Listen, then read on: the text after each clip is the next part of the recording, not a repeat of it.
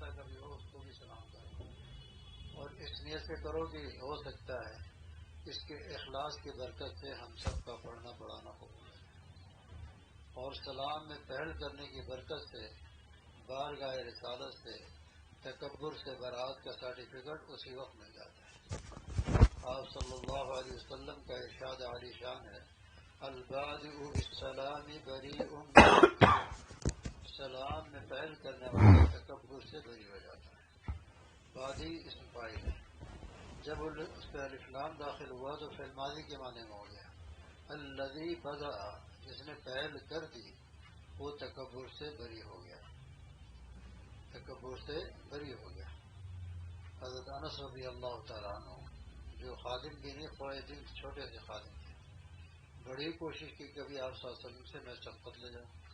ایک مرتبہ ایک پلر کے آڑ میں چھپ گئے کہ آپ صلی اللہ علیہ وسلم جب قریب تشریف لائیں گے تو میں سلام کر کے آج پہل کر لوں گا، لیکن آپ صلی اللہ علیہ وسلم نے وہیں سے کہا السلام علیکم ورحمۃ اللہ وبرکاتہ، آپ نے وہیں سے سلام کر دیا۔ کہا میں کبھی کامیاب نہیں ہوں، کبھی کامیاب نہیں ہوں۔ اور فرماتے کہ میں بچہ تھا، کھیل کود میں مصروف رہتا تھا، کئی دفعہ آپ صلی اللہ علیہ وسلم نے پانی مانگا، کئی دفعہ کسی اور کام کے لیے حکم فرمایا اور میں نے ٹال دیا، کوئی یاد ہی نہیں رہا مجھے کہ آپ صلی اللہ علیہ وسلم کا حکم ہے، لیکن آپ صلی اللہ علیہ وسلم نے کبھی مجھے ڈانٹا نہیں، کبھی ڈانٹا نہیں،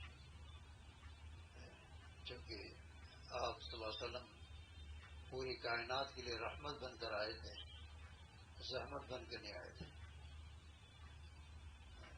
تو آپ صلی اللہ علیہ وسلم نے کبھی ڈانٹا نہیں ان کو۔ آج صوفیوں کے اندر ایک مادہ کبر کا اتنا زیادہ ہوتا ہے کہ وہ سمجھتے ہیں کہ کتابوں میں القابات لکھ دیے جاتے ہیں، مقام صدیقیت کا اعلیٰ مقام۔ آپ بتائیے کہ خلفائے اربعہ بھی گئے اور 1,00,000 سے زائد صحابہ کرام بھی، جبکہ اس درجے کو کوئی نہیں پہنچ سکتا۔ ساری کائنات کے علماء، مفسرین، فقہا ترازو کے ایک پلڑے میں ہوں اور ایک صحابی ادنا درجے کے ترازو کے دوسرے پلڑے میں، وہ جھک جائے گا۔ لیکن آج اتنے القابات سے وہ کہتے ہیں ہم شیخ کو دھکا دے کے اوپر لے جائیں گے، جب ان کے القابات تو جب ہم ان کے مرنے کے بعد وہ القابات ہمیں لگیں گے۔ جو چیزیں اہل بدعت کیا وہ آج کل عام خانقاہیں جو الگ کی ہیں وہاں یہ سب چیزیں رائج ہوتی جا رہی ہیں، رائج ہوتی جا رہی ہیں۔ حضرت والد صاحب نور اللہ مرقدہ کے بارے میں ایک مرتبہ القابات لکھے گئے، والد صاحب نے بہت ڈانٹا، خبردار ہمارے اکابر نے اس چیز کو پسند نہیں کیا۔ اور حکیم الامت مجدد زمانہ مولانا اشرف علی تھانوی، اشرف علی حسین،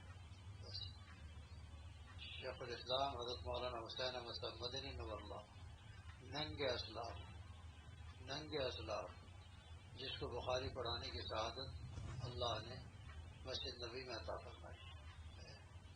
تو ہمارے سارے اکابر کا یہ معمول تھا۔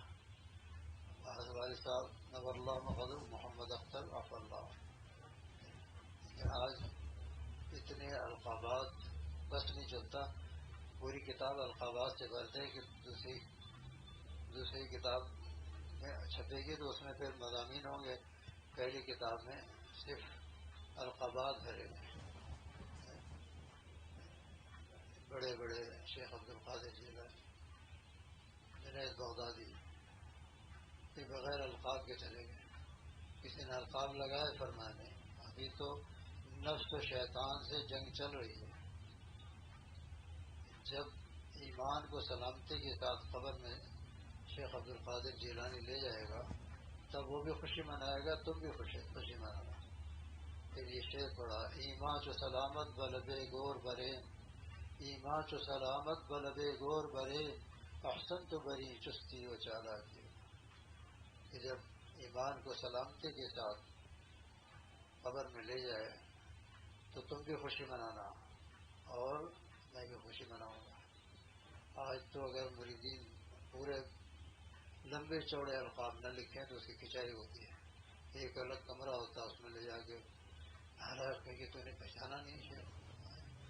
شیخ کا مقام تو تمام خلفائے اربعہ سے بھی اوپر جا چکا ہے. بس نبوت کا دروازہ چھوڑ رکھا ہے نا، باقی سب جگہ پہنچا دیتا ہے. ارے بھائی پھر یہ بھی عقیدہ رکھیں گے بس شیخ استاد ہم بھی جنت میں چلے جائیں. بھائی وہ پہلے جنت میں جائے گا تب لے کے جائے گا نا. وہ جب جنت میں جائے گا تبھی تو لے کے جائے گا. دل میں کچھ ہوتا ہے، ظاہر کچھ ایسے تواضع دکھائیں گے جیسے کہ ان سے زیادہ کوئی متواضع نہیں. اور کتابوں کے القابات ابھی دارالعلوم کراچی میں حضرت مفتی محمود اشرف عثمانی نور اللہ مقدہ ہو گئے، ان کے بارے میں شیخ الاسلام صاحب نے لکھا کہ میری نظر میں اس وقت اتنا بڑا مفتی کوئی نہیں. انہوں نے سب پہ مٹوایا، کہا یہ میرے چچا کا حسن زن ہے، یہ چچا جان کا حسن زن ہے. اور آج کا صوفی کہتا ہے پہچانا نہیں انہوں نے مجھے، یہ تو معمولی سے لقب دے دیا. اتنے القاب دینی چاہیے مجھے. ایک کتاب چھپ کے آئی، اس میں کچھ القابات زیادہ تھے، بچوں کو لگا دیے مٹا دو سب چیزیں، مٹا دیجیے مٹا دیجیے. میں مٹنے ہی تو آیا ہوں. حکیم محمد مجدد زمانہ حضرت ثانوی نور اللہ مقدہ خواجہ صاحب جب گئے تو پہلی ہی ملاقات میں یہ کہا مجھے بس میرے نفس شیطان کو مٹا دیجیے، میں مٹنے ہی کے لیے آپ کے پاس آیا. حضرت والد صاحب نور اللہ مقدہ نے حکیم محمد مجدد زمانہ جو اپنے وقت کے بہت بڑے عالم بھی تھے، مفتی بھی تھے، فقیہ بھی تھے، مفسر بھی تھے، ساری خوبیاں اللہ نے رکھی تھیں کہ تمام اکابر مشائخ حضرت کی خدمت میں آتے تھے. علامہ انور شاہ کشمیری رحمہ اللہ کو ایک مرتبہ تفسیر دیکھنے کی ضرورت پیش آئی تو سوچا یہ تو اردو میں ہے، عوام کے لیے لکھو. تو جب وہاں 2 گھنٹہ دیکھا تو وہ سارا مسئلہ خلجان بھی دور ہو گیا، مسئلہ بھی حل ہو گیا. اللہ اکبر. اب مجھے پتہ چلا کہ سب سے زیادہ تفسیر بیان قرآن سب سے زیادہ اہم ہے، سب سے زیادہ اہم ہے. اتنے حقائق و دقائق اس میں بیان کیا کہ معلومات میں، اور تصوف کو تو نکھار کے رکھ دیا. تو حضرت والد صاحب نور اللہ مقدہ کو اللہ نے قبول فرمائے اس کام کے لیے کہ حکیم علومت کے الفاظ بہت مشکل ترین الفاظ ہیں. اور ان کے شیخ العرب حاجی امداد اللہ مہاجر مکی نور اللہ مقدہ، ان کے بھی الفاظ ایک صفحے کا ترجمہ ایک بڑے عالم کو دیا گیا، پریشان کر لیں میری سمجھ میں نہیں آ رہا. اتنی علمیت تھی ان کے گفتگو کے اندر. تو والد صاحب رحمہ اللہ نے حکیم علومت کے تمام کتابوں کا آسان اس کی تشکیل کر دی. یہ موبائل جو ہے حکیم علومت کے سارے مضامین کی تشکیل کر دی تاکہ ہر ایک پڑھ سکے، ہر ایک سمجھ سکے، ہر ایک اسے مستفید ہو سکے.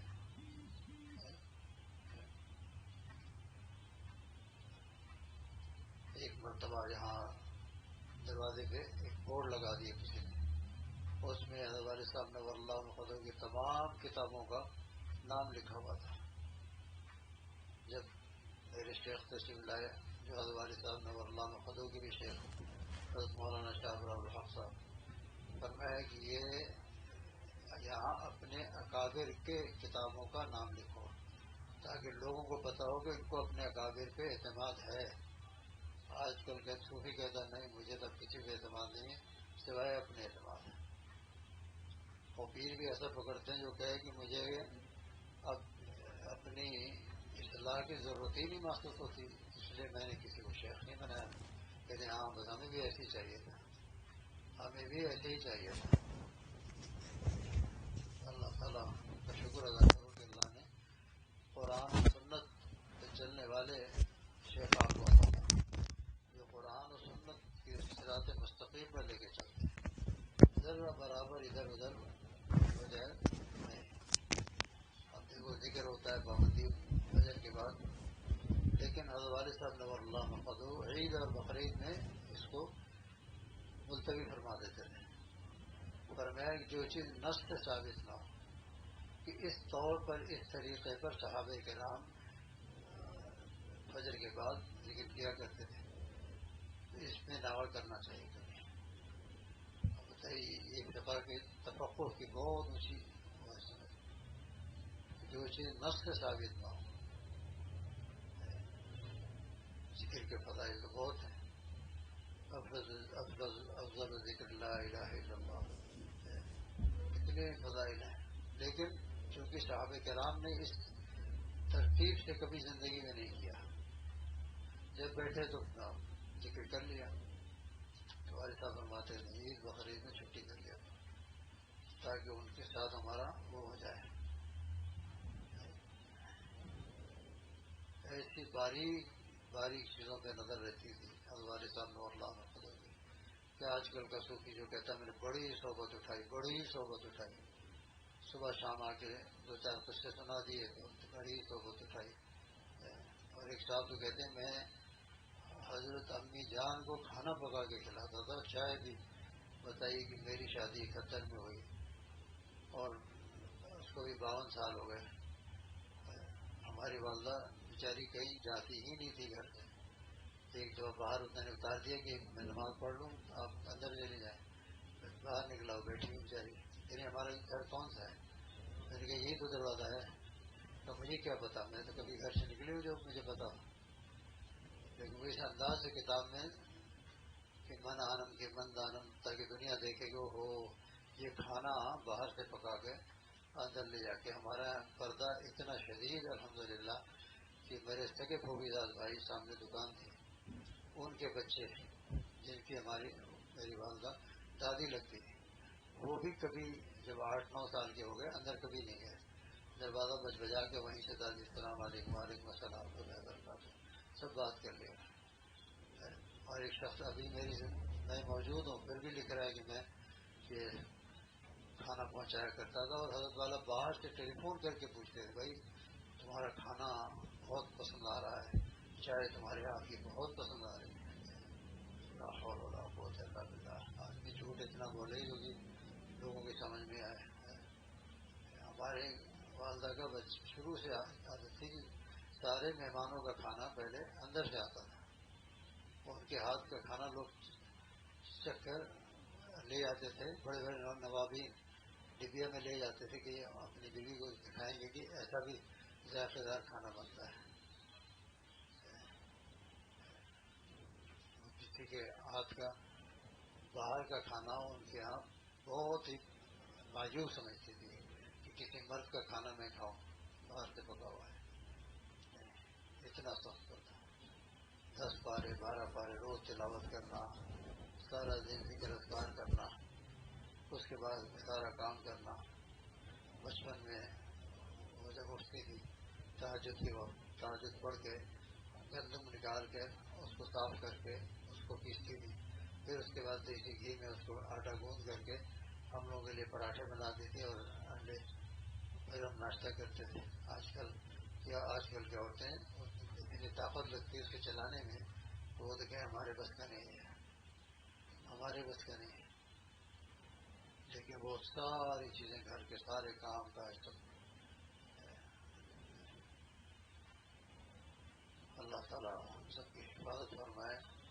ان فضولیات میں کیا رکھا ہے؟ فضولیات میں کیا رکھا ہے؟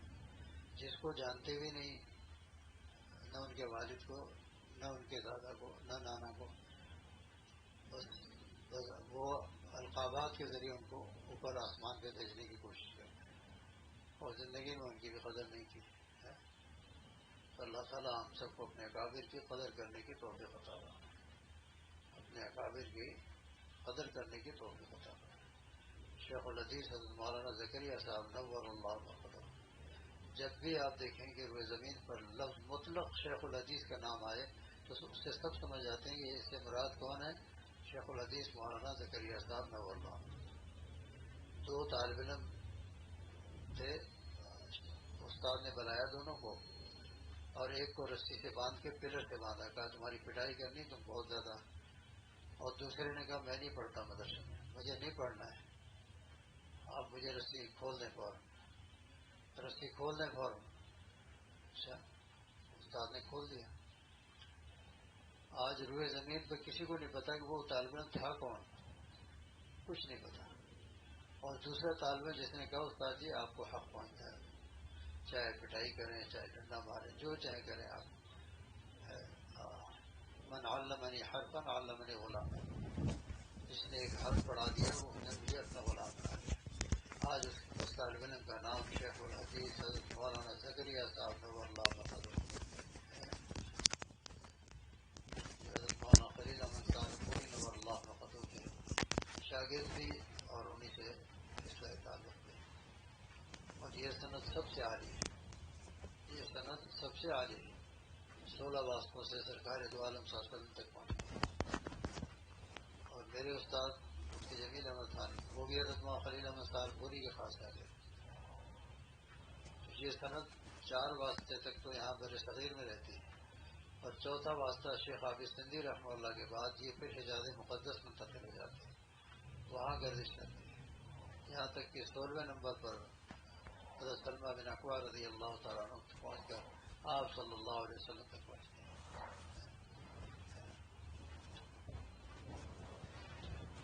آج بیان کا ارادہ بھی نہیں تھا، اللہ رب العزت کا اتنا بڑا کرم ہے کہ اتنے بڑے بڑے اکابر کی زیارت اللہ نے نصیب فرمائی، ان کی خدمت میں رہنے کی بھی توفیق عطا فرمائی. جب بھی اپنے شیخ کے پاس حاضری ہوتی تھی 10 دن لگا کے، پھر ہم مولانا شاہ محمد احمد صاحب پرتاپ گڑھی کی خدمت میں 1 ہفتہ فرماتے تھے اب تم ہی یہاں نماز پڑھاؤ گے، تمہارا ہی بیان ہوگا اور کسی کا نہیں ہوگا. حضرت شاہ عبدالغنی پھول نور اللہ مرقدہ 13 سال عمر تھی، جب مجھے دیکھتے تھے فوراً ہاتھ کھینچ کے اپنے پاس بٹھا لیتے تھے، اپنے پاس بٹھا لیتے تھے. ان کے دیکھنے والوں میں بھی شاید کوئی ہوگا جاتا. مولانا منظور نعمانی صاحب معرف الحدیث ان کی، وہاں جانا ہوا، لکھنؤ میں انہوں نے بیان رکھا، میں پریشان بیان کرایا. ہمارے شیخ محی سنت حضرت مولانا شاہ ابراہیم صاحب بھی جب بھی میری حاضری بیان اس فقیر کا، سید ابوالحسن ندوی ندوۃ العلماء وہاں حاضری ہوئی، حضرت نے گھنٹی بجوائی، میں نے کہا 10 بجے یہ چھٹی ہو گئی، کہا نہیں آپ کا بیان ہوگا. یا اللہ. پھر مولانا عبد المعبود صاحب جن کی عمر 167 سال تھی، سوات کے رہنے والے تھے، کہتے ہیں میں نے زندگی میں صرف مکئی کی روٹی اور شہد اور مکھن اس کے علاوہ کچھ نہیں کھایا، اور نمک کا بھی استعمال نہیں کرتا ہوں. میں نمک خاص صرف اللہ کا رہنا چاہتا ہوں، بندوں کا نہیں. جنگ عظیم میں لڑے تھے، وہ سر پہ نشان تھا تلوار. حضرت مولانا فقیر محمد صاحب رحمۃ اللہ علیہ وہ بھی یہاں تشریف لائے. حضرت مفتی محمود حسن گنگوئی نور اللہ مرقدہ جن کی فتاوی محمودیہ آج تمام مفتیان کرام اس سے مستفید ہوتے ہیں، حضرت یہاں تشریف لائے، بیان کیا. جب بھی تشریف لائے یہاں بیان فرمایا. ان کی صحبت اتنے اکابر ہیں کہ وہ اگر صرف نام ہی لکھا جائے تو ایک کتاب تیار ہو جائے گی.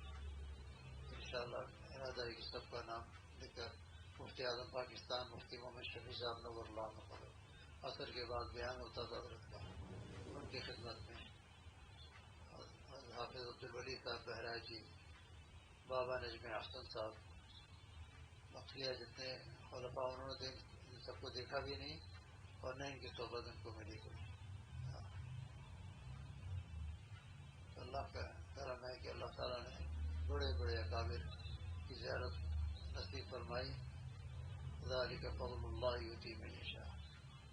شیخ محمود آفندی ابھی 2 سال قبل ہی ان کی زیارت ہوئی تھی، انہوں نے مجھ سے مغرب پڑھوائی، پھر اس کے بعد ذکر کروایا اور کہا کہ 1 دن قیام کریں. سردی اتنی سخت تھی وہاں، میں نے کہا مجھ سے برداشت نہیں ہوگا. ابھی انتقال ہوا حال ہی میں،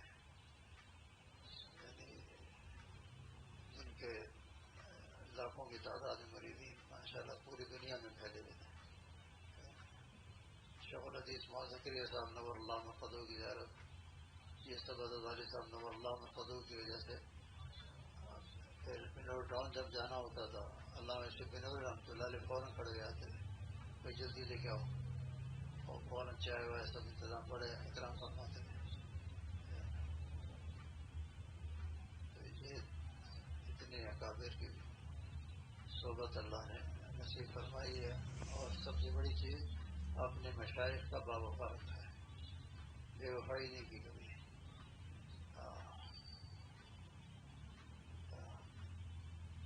نہ ہم نے شاخ گل چھوڑی، نہ ہم نے آشیاں برتا۔ خواجہ عزیز الحسن مجذوب جب حکیم الامت کا وصال ہو گیا تو بہت کوشش کی، فلاں بزرگ سے آپ کے کراتے ہیں، فلاں سے تعلق کراتے ہیں، فلاں سے۔ انہوں نے کہا نہیں، میں اسی خانقاہ میں رہوں گا، یہیں مروں گا۔ نہ ہم نے شاخ گل چھوڑی، نہ ہم نے آشیاں بدلا۔ موسم بدلتا رہا، لوگ بدلتے رہے، زبانیں بدلتی رہیں، لوگ اپنے مشائخ کے نام استعمال کر کے چندے کرتے رہے، اور خوب واہ واہ کراتے رہے، اور پتہ چلا کہ وہ تو نام بھی ایسے استعمال کرتے رہے۔ حالانکہ شیخ سے مناسبت ہوتی تو شیخ اس کی اولاد سے مناسبت نہ ہوتی، ان کی کون سی مناسبت ہے؟ دیوبند کے اندر جب خط آیا کہ ایک مسئلے پر تحقیقی بات ہے اور علماء جمع ہیں، حجت الاسلام مولانا قاسم نانوتوی رحمۃ اللہ علیہ کو بلایا گیا، تشریف لے گئے۔ راستے میں ایک گاؤں میں نماز کے لیے رکے۔ اب سارے مسجد والوں نے دیکھا اتنا بڑا شخص آیا، اتنی بڑی شخصیت، کہا حضرت رک جائیے رک جائیے۔ ایک بڑے نہیں آئے کہ کیوں پریشان ہے، کہیں رکتے نہیں ہیں کہ تو اتنی مصروفیات ہیں۔ وہ بچہ جو باہر کھیل رہا ہے اس کو بلاؤ، ابھی رک جائیں گے۔ وہ بچے نے آ کے کہا مولوی جی آپ نہیں جائیں گے؟ بس سامان رکھا، پھر لوگ خوب مستفید ہوئے، وہاں علماء جمع ہے، پھر وہ سب کے سب آئے مل کر کے مسئلہ کیا ہو گیا ہے؟ کہا یہ بچے نے مجھے روک دیا ہے۔ پھر سب نے اس کو ٹافی دی، بچے کو جاؤ اجازت دے دو۔ تو نے کہا مولوی جی جاؤ اپنے کام کرو۔ پھر حضرت روانہ ہو گئے۔ سب نے پوچھا ہے کون؟ کہا یہ شیخ العرب والعجم حاجی امداد اللہ مہاجر مکی نور اللہ مرقدو کا نواسہ ہے۔ آپ بتائیے، ان کا نواسہ ہے۔ کیا ان لوگوں کے قلوب میں اپنے مشائخ کی قدر و منزلت تھی۔ اللہ تعالیٰ ہم سب کے قلوب کو بھی منتخب فرما لے اور سچی محبت نصیب فرمائے۔ گرگٹ کی طرح رنگ بدلنے والے نہ ہوں ہم لوگ، کہ کبھی کچھ ہیں کبھی کچھ ہیں، کبھی ہوا پہ ہیں کبھی زمین پہ ہیں کبھی زمین کے نیچے ہیں۔ یک درگیر محکم گیر، یک درگیر محکم گیر۔ اللہ تعالیٰ خصوصی فضل فرماتے ہوئے ہم سب کو قبول فرما لیں، اور اس بارش ہو رہی ہے اللہ تعالیٰ اس بارش کو رحمت کی بارش بنا دیں، زحمت کی بارش نہ ہو۔ تو اللہ تعالیٰ خصوصی کرم فرماتے ہوئے ہم سب کو اپنے دین کے لیے قبول فرما لیں، اپنے دین کے لیے قبول فرما لیں۔ اللہ کا کرم ہے کہ ہم جیسے نالائقوں کو اللہ نے اپنے دین کے لیے قبول فرمایا ہے۔ ذالک فضل اللہ یؤتیہ من یشاء، یہ اللہ کا فضل و کرم ہے، ورنہ ہماری کیا حیثیت ہے۔ اللہ فضل کا، کرم کا، رحم کا معاملہ فرما۔ اب آپ لوگ کتنے زندگی گزر گئی مدرسوں کے اندر آپ لوگوں کی، تو یہ اللہ ہی نے تو قبول کیا ہے، اللہ نہ قبول کرتا تو آپ ہی بھاگ جاتے، لیکن ماشاء اللہ کے بیٹے میں اللہ کے دین پر اور دین کے کاموں میں مشغول ہیں۔ اللہ قبول فرما لے، شرف قبولیت بھی عطا فرما دے، ہم سب کو جذب فرما کے اپنا مقبول، اپنا محبوب بنا دے۔ السلام علیکم ورحمۃ اللہ وبرکاتہ۔